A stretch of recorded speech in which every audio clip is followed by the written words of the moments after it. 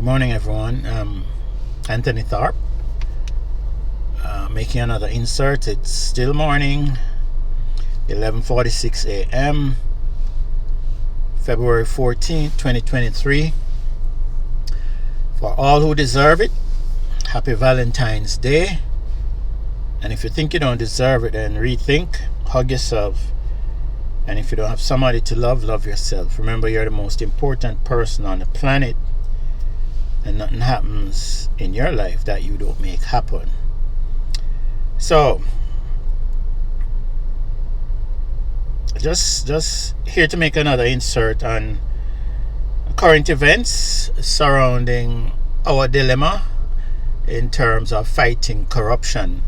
I had said in previous videos literally that I'm declaring war on corruption, and I'm making these videos to encourage or invite individuals who have a common interest in trying to level the playing field on the planet.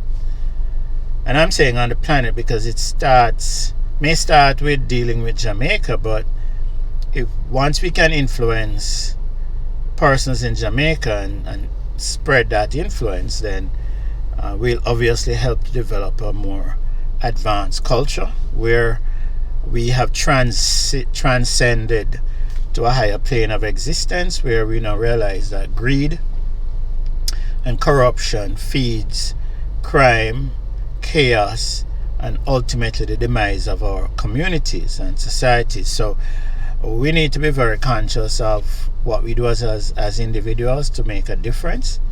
And again, if you think you aren't important in the mix of this global community, then you're wrong. You're here for a reason. You're part of the fabric of this universe, and there's a reason for you being here. And whether you're religious or not is irrelevant.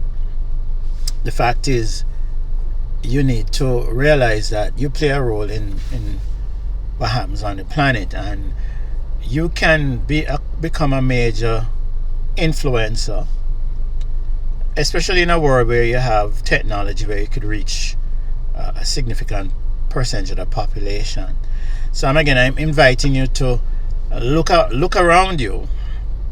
Start thinking about putting together groups of persons that you know that have a common interest, and whether it has to do with economic empowerment, political empowerment, civil rights empowerment, your human rights empowerment, aiding the poor and the depressed and the marginalized of the planet, or as we know it, then it's important for us to start building that core network so we could achieve our objectives. Obviously, I think I'm reaching a few young people, and I'm encouraging you especially to become proactive in helping to change the destiny of the world. And whether you're on a good path right now or not, then it's never too late to make amends. Or I should say, before it gets too difficult for you to make a turnaround if you're heading in the wrong direction, then make that change now. Because the excuse a lot of people, including young, old, in between, past and present, who have gone and done what we consider the wrong things in terms of what society expects, what's in the interest of people or humanity, and what's best for humanity. We need persons to recognize that they are the main factors in making those things happen. And I think it's universal. I think the fact that we need to build a united front on fighting crime and corruption that tears apart society is a universal goal. And we're working towards that perfect society. And we might never get there, but why not march towards it? Wherever it takes us, let's just work towards that perfect utopia, and stop thinking, well, let's not do it because we'll never get to it. You never know. So biblically, we hear there's a time coming when there'll be global peace, when the Messiah, um, signaling the Messiah's coming and the Antichrist and all of that. I'm not worried about any of that because my role is to do the best thing I can, live the best life I can, and when those things happen, they happen. And I'm encouraging you to do the same. Don't worry about those things. Once you're doing the right thing, you don't have to worry about it. You'll be guided, by your relatives, your ancestors, your God, to do the right thing, and they'll protect you. So again, don't spend your days and nights worrying about what's going to happen to the planet in terms of the of Judgment Day. Let's make sure we're living the best life now and creating the best communities that we want for ourselves and our children. So I'm going to dive right into it. I spent a greater part of yesterday going over paperwork and documentations filed in the court regarding the matters I've been discussing with you. On my initial video on corruption in the court, I did tell you I was going to make available on Amazon copies of all the documents that was scanned and placed on that forum for persons to access. I deliberately held back on that because it's there, it's been there, and it's basically published. I've just not opened it to access yet because I wanted to pretty much get the word out, especially with what was happening to the financial institutions in Jamaica right now. Literally a mass exposure of fraud and corruption and persons who've been defrauding people of their property and money in mass, literally. There have been so many organizations, financial organizations, that have come under the scrutiny of whether law enforcement or their own clients, exposing the crimes that's been going on there for decades. And one of the things I realize is that many of these people have been doing this are probably living above their means, and sadly that will certainly drive a lot of people into trouble. So I'm reaching out to those persons who are struggling in the workforce, trying to make it, trying to be successful financially and economically, that getting involved in crime, stealing people's stuff, fraud is a short-term plan. It doesn't last, it won't last. And I can't point, again, I identify too many people who have engaged in crime of defrauding people, hurting other people, and then become successful. Yes, there are people out there with money, but I wouldn't call them success, because the greater part of society actually rejects them. They might see them, they might acknowledge the fact that they have money and resources and wealth, and they live in a big mansion, drive expensive cars, but nobody really wants to have people like that truly affiliated with their personal goals if you're a good person. So I'm not sure if that's success. Having money is not necessarily being successful. Having a community that respects you with your money because you've done the right thing in achieving those objectives, that's success. So I'm saying to the young people, or people generally, because not only young people that's involved in all of this. And I'm also saying to institutions who engage in fraud, like many of the banks, you come up with all kind of strategies to extract from people's accounts money they have in there, which is no better than what your employees have done to people you say are your clients. When they see the banks ripping off people's accounts by whatever means, I think they're just saying, why not do it myself? The problem with that for the young people and for people, I'm telling you, is that institutions can play games. Institutions don't go to prison. Institutions don't lose their privileges in society merely because they're using underhanded policy to steal people's money, because that's what it is. When you go into people's accounts and you deplete those accounts, you're actually stealing people's money. It's unjustified, it's immoral, it's unethical. And unfortunately, many of us who are clients with those financial institutions, we've been hitting that way because we believe that we really need them. We believe that they're our saviors, and they treat us any which way they want because we really believe that. And in reality, you have to realize that's not true. They're the ones that need you. They can't survive without people going in there, putting in their money, and transacting businesses there. So what you have to do again is become proactive, not only by yourself but in association with other people, and make demands on these institutions. Insist that certain things don't happen, or you're going to be moving your money, regardless of how much it is or how small it is. It adds up. Before you can have a dollar, you need cents. So without 100 cents, is 100 cents, you won't have 1,000 cents. 10 cents, and 10 of those, 10 cents, 100 cents. See, I have to go back to the calculator. But in any case, you won't have a dollar without those cents adding up. Whether it's 100, I think it's 100 cents make a dollar. So, before you start sacrificing yourself and thinking these institutions have your interests at heart, no, you stop thinking that way and start demanding what's expected from them.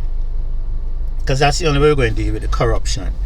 And the reality is, we can't have progress in society across the board unless we move society and people in mass, unless we elevate the vast majority of people that live in our country to a stable economic position. Then the country will always be in trouble. So selfish, isolated approach to economic empowerment is one of the greatest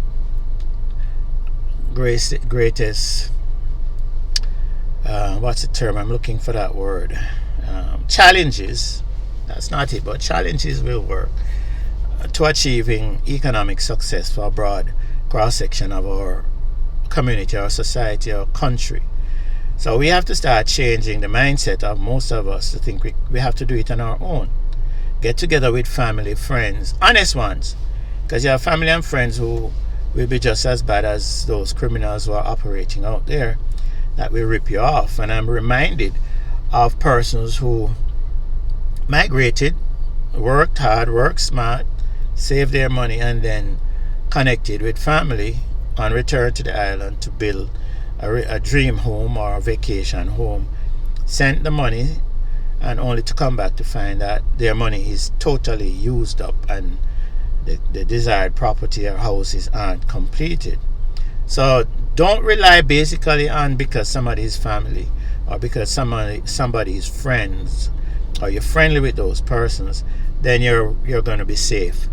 Try and assess the people you associate with, because ultimately that's where you need that support. You need people who are going to be there for you in hard times, in good times, and when you're working together unified, then chances are you'll carry each other towards that point of success. And again, I emphasize the fact that you don't need financial institutions to be successful. You don't even need them to save your money or store your money. You can create those things for yourselves. Of course, be smart about what you do, how you do it. And eventually these institutions will realize that they need you and stop treating you with contempt.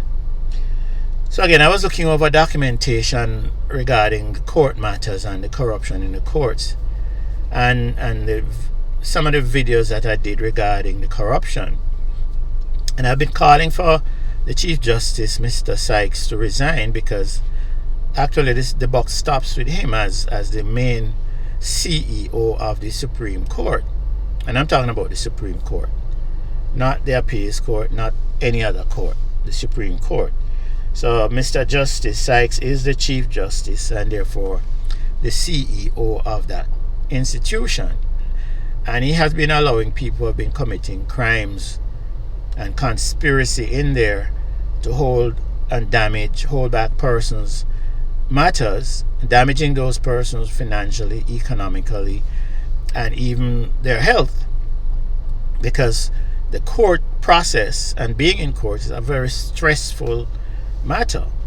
And when persons are stressed and knowing that their assets and their property are not being respected, or their ownership is not being respected by a court whose rule, I wouldn't say court, judges, officers of the court who conspire with other people to rob them of that property, then it's very stressful.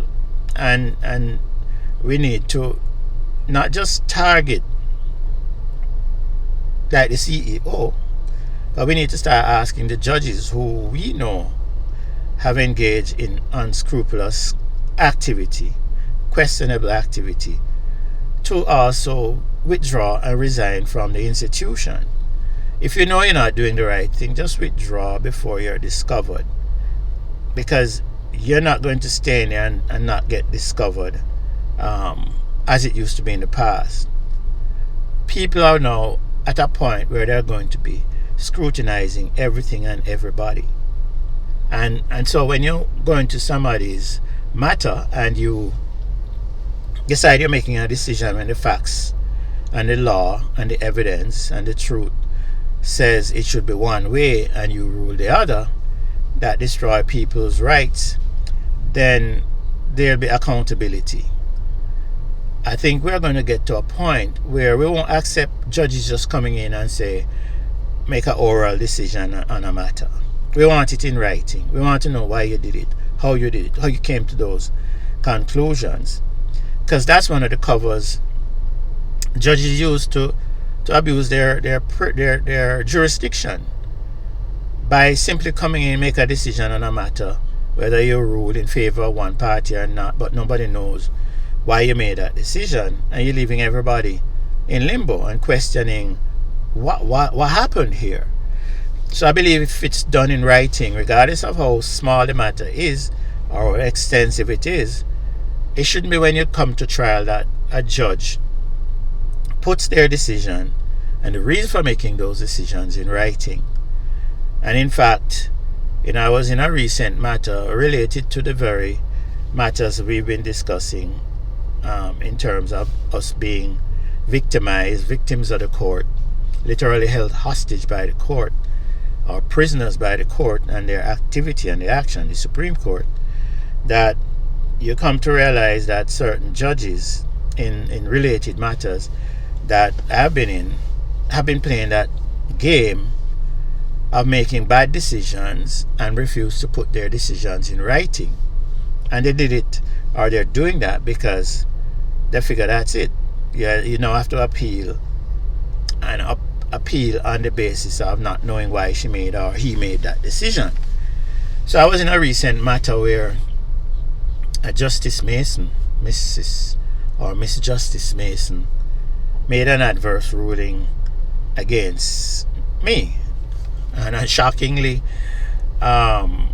she made the ruling she made the ruling against me, even though the party that sued me was me. So I laugh because I filed a suit against myself because I was seeing if these judges or certain judges were really prejudiced or abusing their privilege. So because I was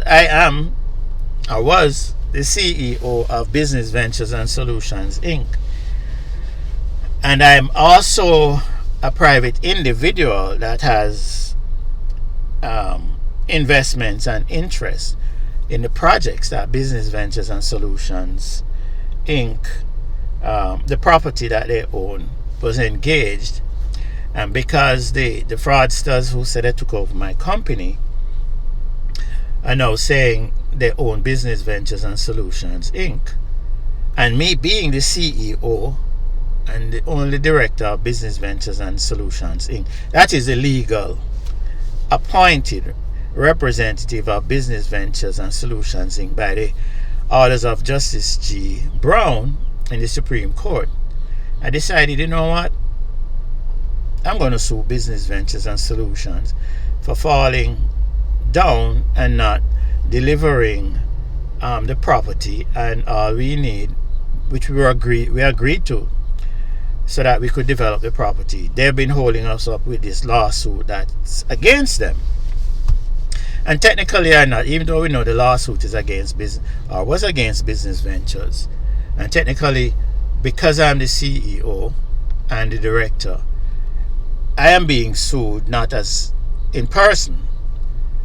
I wasn't being sued, the company was being sued. So technically it's two separate individuals. So I separated both and I sued Business Ventures, accepted service from Business Ventures because I'm the CEO, so the processor served me, and I am the claimant, which is legal. A director can sue the company they work for or represent, especially when the claimant, the private individual, in his private capacity, has made loans or substantial loans to the corporation. So a director can sue a corporation that they have an interest in, just like a shareholder. So that's what I did. So I filed a suit, served it. The processor served me illegally, and so under the rules, the defendant upon service has to file a defense or a response and an acknowledgement of service. I think within 14 days of receiving the service of process. So being the person that was served and being the director of the company, I didn't respond. I deliberately didn't respond. So technically what happens now, the corporate entity that I represent as a director is in default because I'm authorized to represent the company. So pretty much if I don't file a response, then the company is in default. Under the rules of the court, if you don't file a response, then there are two ways you can get a judgment automatically against a corporation. You get a judgment if they didn't file an acknowledgement of service. That's one, I think after 14 days. And two, if they haven't filed a defense by, I think, within 20 something or 40, I think 42 days. Of course, neither of those things happened because I deliberately didn't file.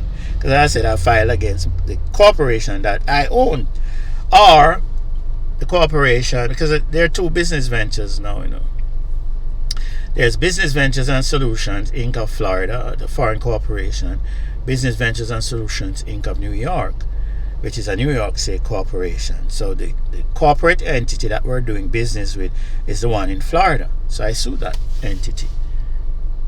And under that lawsuit, I demanded certain things, including the surrender of the titles to the property, because with all that's going on, because of the lawsuit against that entity, we could move on our projects. And the fact is, Business Ventures and Solutions had already accepted a sales agreement from us, or a purchase agreement from us, for the development rights for the property. So again, as a developer and private individual, I sued. But in short, it's the same individual, except one is in its private capacity as a developer, and one is in the corporate capacity as representing the company. So I filed for entry of default judgment, which I'm not entered, which the developer, me the developer, private individual, who had made loans to Business Ventures and Solutions, who had signed a purchase agreement for the development rights to the property from the Business Ventures and Solutions Inc. for $12.5 million US, and we were having difficulty getting our developments done because of these lawsuits, which means technically Business Ventures was liable to us for not delivering. So I filed for entry of default judgment, which by the rules of the court is mandatorily to be granted or signed off on by the registrar. So I waited and waited, no response. Eventually,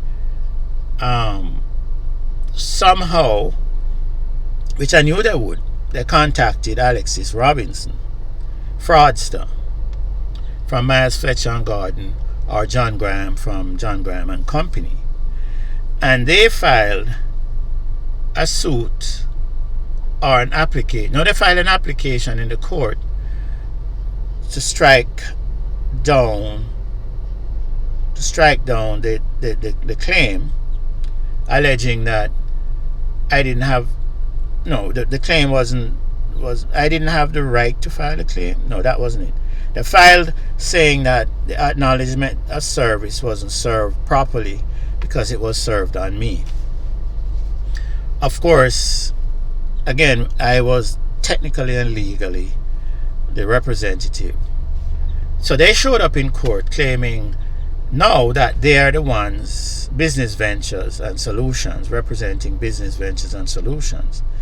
Again, I pointed out to Justice Mason in the documents that we filed, plus it was in the claim, that I was appointed or recognized by Justice G. Brown.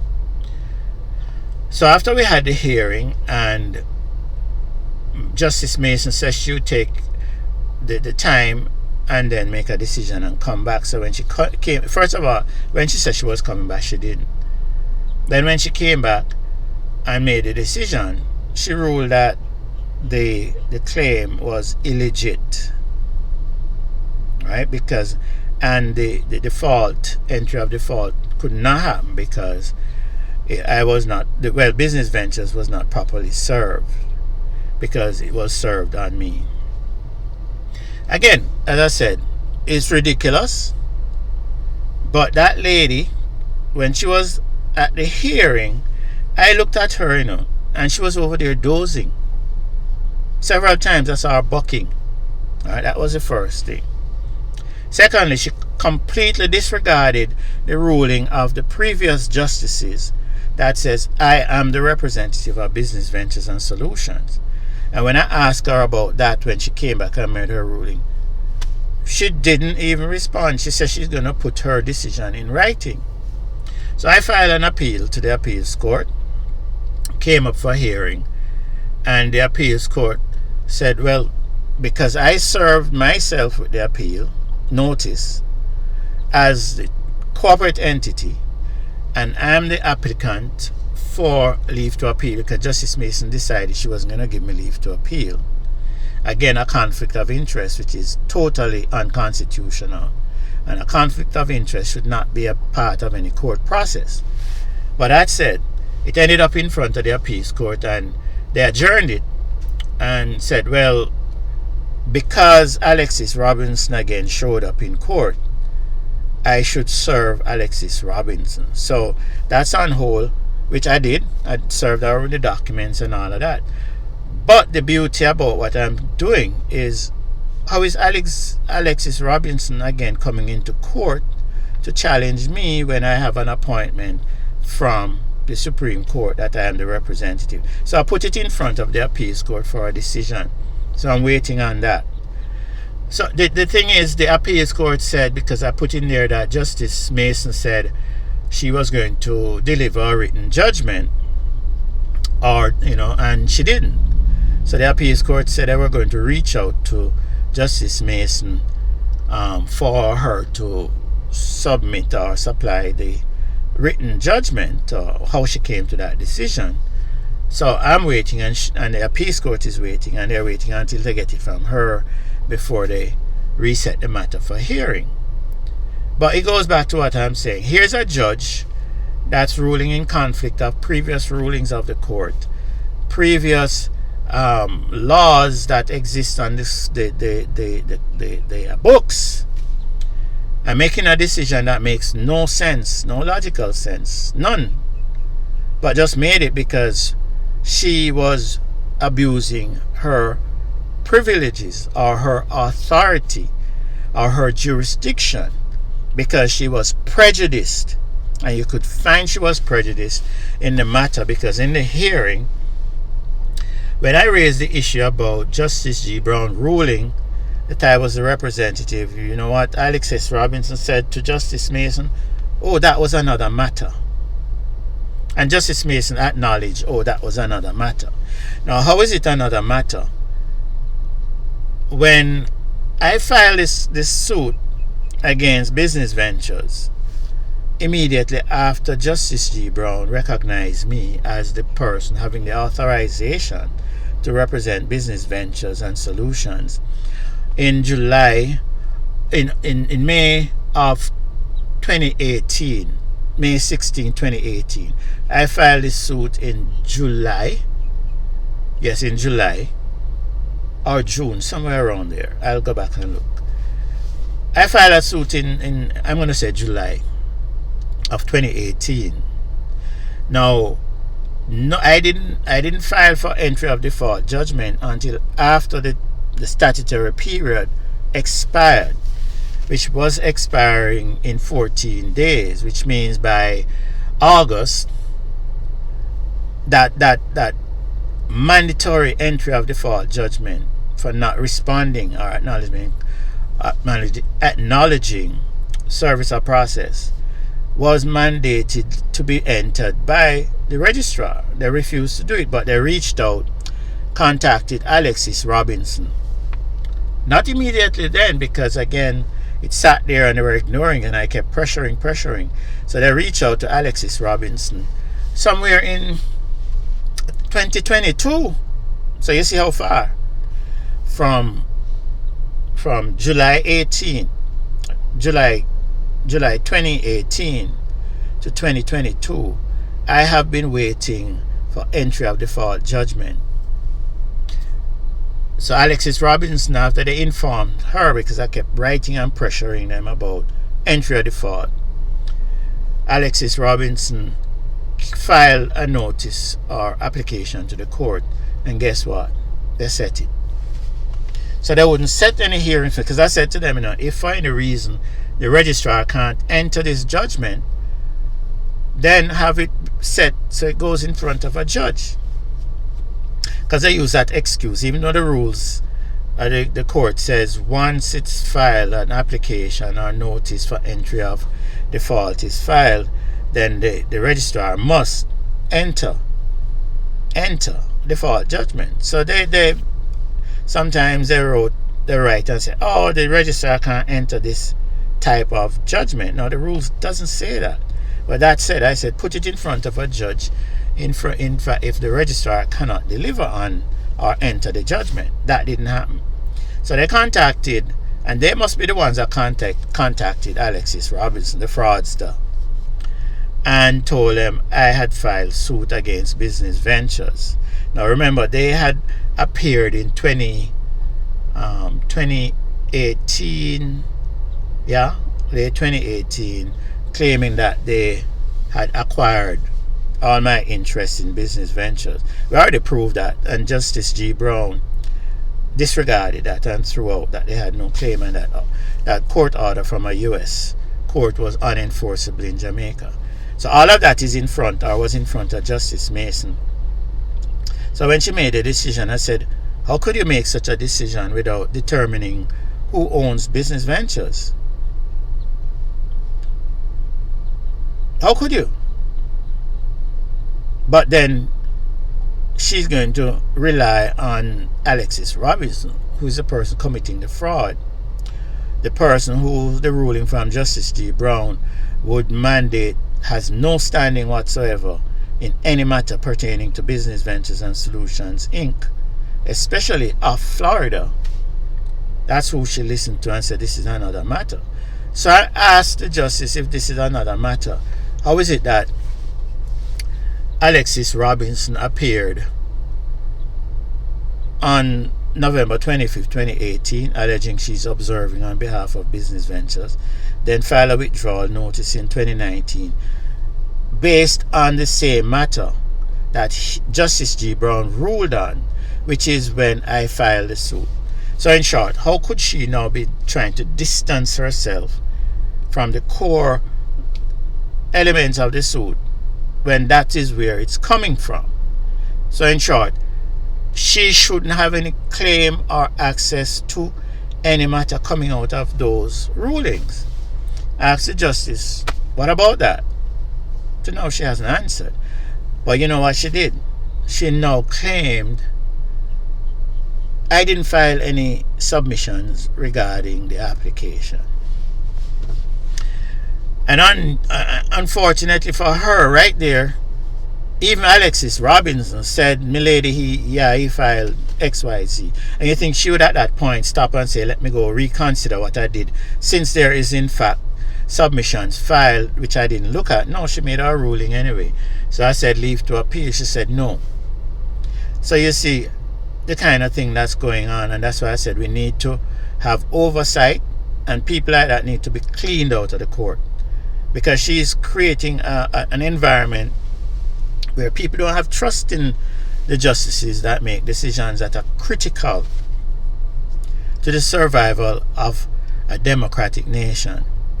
Because when you lose confidence in the judiciary, then you might as well throw in the towel and say this nation is lost. So here we have justices like Justice Mason, who would sit there and, in light of the fact that she's not supposed to overrule another Supreme Court judge, made all her decisions on that very principle of not overruling a judge, but did. A Supreme Court cannot review its own decisions. That's just the rule. As a matter of fact, it could set its law of the court. But she did. She ignored it. Then she's going to say to a party that has nothing to do with the lawsuit that was filed in July, based on the same lawsuit that we won before, and Justice G. Brown made a ruling when John Graham applied to see if we could represent, or I could represent, business ventures. Justice G. Brown ruled that I could, and it was based on that ruling that I filed a lawsuit against business ventures on behalf of the private Anthony Thorpe, that's a developer on the property. So there is absolutely no way anybody else could come in there and challenge what transpired, other than the fact that the judge deliberately made a decision which was in conflict with the rules of the court, the laws of the land, and supports the fraud that Alexis Robinson and John Graham and Capital One, using now Steve Rapier as their surrogate. And in fact, Steve Rapier filed affidavits in the matter. Now, remember, Steve Rapier is the employee or agent of Capital One. So technically, he was representing Capital One. So this was part of the game, of course, that they've been trying to play. But saying that, that's why we need to fix the judicial system. So I'm just pointing out yet another incident, and that identifies judicial corruption, judicial fraud, judicial abuse of judicial discretion, and judicial prejudice. You know, it exposes that. And I said, I've deliberately filed that process to see if that would happen. And it did. And crazy as it seems, and you might have to listen to what I've put on tape a couple times before you really get it.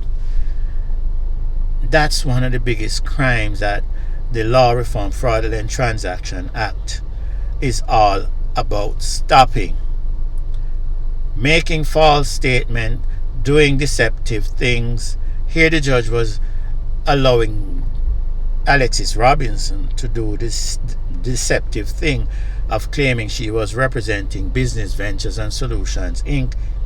as the claimant in the matter, as the defendant in the matter, when she didn't have any authority or authorization from me, who is authorized to represent Business Ventures, to appear. Thank you. You have a great day.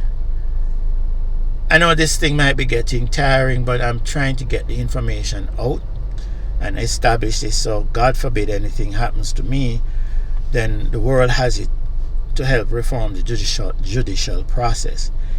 And I'm saying this with a caveat that I've been getting a few calls from individuals, including a press person yesterday is Jamaican, of course.